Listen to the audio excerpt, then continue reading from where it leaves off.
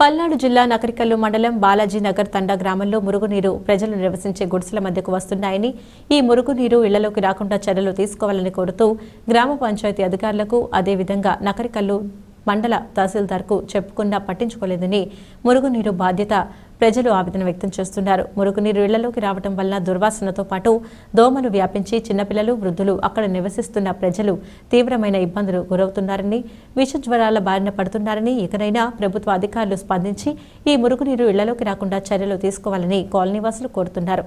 ఈ కార్యక్రమంలో బాలాజీ నగర్ తండా నివాసులు శివనాయక్, రామునాయక్, హనుమాన్ నాయక్ తదితరులు పాల్గొన్నారు.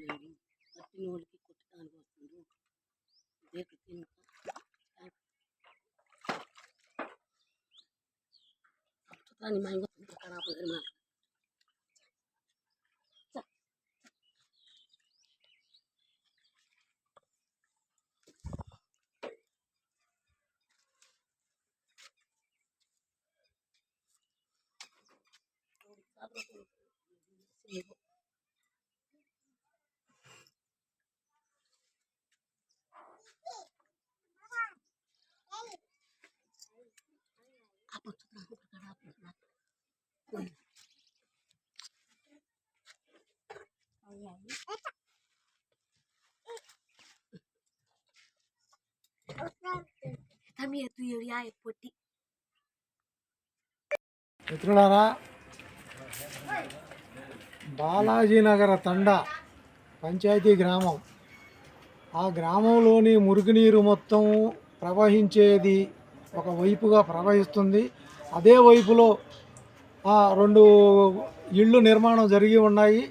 ఆ ఇళ్ళ నిర్మాణంలో జరిగి ఉన్న దాంట్లో నుంచి మొత్తం నీరుని, గ్రామం బయటికి వెళ్ళాల్సిన నీరుని ఆ ఇళ్ళ మధ్యలో ఇళ్లలోకి ప్రవహించేటట్టుగా ఆడ చేయటం జరిగింది. దానివల్ల ఆ 2 ఇళ్ళు, అందులో నివసిస్తున్నటువంటి ప్రజలు ఆ నిత్యము వచ్చేటువంటి మురుగునీరు, గ్రామం మొత్తానికి సంబంధించిన మురుగునీరు చండాలం మొత్తం ఆ ఇళ్లలోనే ఉంటుంది.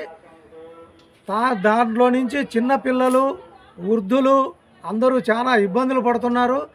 దానికి సంబంధించి పంచాయతీ అధికారులు అసలు ఏం చేస్తున్నారు, ఆ గ్రామంలో ఉన్నటువంటి అధికారులు పట్టించుకుంటున్నారా లేదా, ఆ సమస్యని మండల కేంద్రంలో ఉన్నటువంటి అధికారులకు చెప్పినా కానీ పట్టించుకోలేనటువంటి పరిస్థితి ఉంది.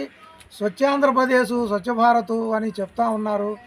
ఒక గ్రామంలోని మురుగునీరు పబ్లిక్గా ఇళ్లలోకి వస్తూ ఉంటే పట్టించుకొని దాన్ని స్వచ్ఛాంధ్రప్రదేశ్ అనొచ్చా?